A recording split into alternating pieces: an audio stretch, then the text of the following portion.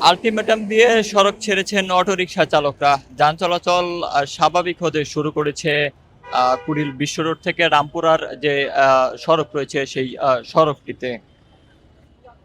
৩০ জানুয়ারির মধ্যে ঢাকার ২ সিটি কর্পোরেশনের লিথিয়াম ব্যাটারি চালিত রিকশা বন্ধের নির্দেশ দিতে হবে এবং তা না হলে ১লা ফেব্রুয়ারি থেকে ঢাকার ২ সিটি কর্পোরেশনের ভবন ঘেরাও করা হবে।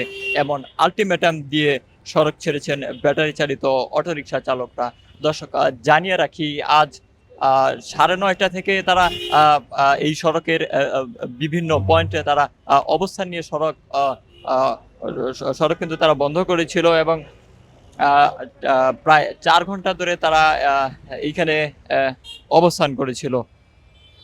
আজ বেলা ১টার দিকে তারা আ উত্তর বাড্ডা থেকে একটি মিছিল নিয়ে রামপুরা ব্রিজের দিকে যাওয়ার পর আ তাদের আ কর্মসূচি আ শেষ হয়।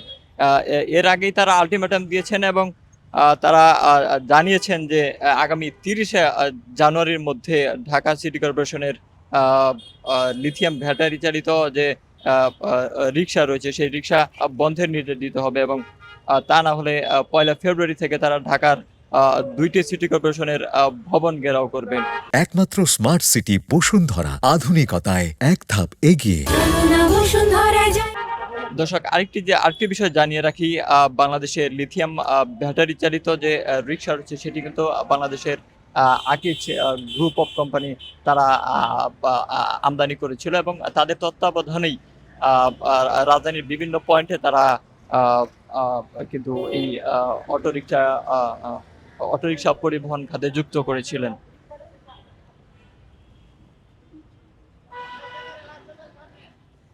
রাস্তা ছাড়ার বিষয়ে ডিএমপির বাড্ডা থানার অফিসার্স ইনচার্জ নাসিরুদ্দিন আমিন বলেন, আন্দোলনকারীরা রাস্তা ছেড়ে চলে গেছে।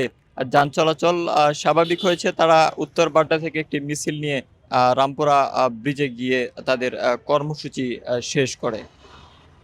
দর্শক, এই ছিল আ আ রামপুরা বাড্ডা এলাকা থেকে আ সর্বশেষ খবর। আরেকটি বিষয় জানিয়ে রাখি যে যান চলাচল অনেকটাই স্বাভাবিক হয়েছে কিন্তু আ যানজটের যে চাপ রয়েছে, যানবাহনের যে চাপ রয়েছে সেটি কিন্তু আ আ উপলব্ধি করা যাচ্ছে এবং আ যাত্রীরা কিন্তু অনেকটাই আ আ ও ভোগান্তিতে পড়ে এবং অনেক যাত্রীরা কিন্তু আ এই সময়টিতে পায়ে হেঁটে তারা নতুন বাজার থেকে রামপুরা পর্যন্ত তারা গিয়েছে এবং অনেকেই আ অ অ অভিযোগ করে বলেছে যে আ আ ছোটখাটো কোনো বিষয় নিয়ে যেন আ আন্দোলন পর্যন্ত না গড়ায়। এই প্রেক্ষিতে সরকারের সুদৃষ্টি কামনা করছেন। দর্শক, আপনাদের সঙ্গে আ আ যুক্ত ছিলাম আমি মিনহাজুর রহমান।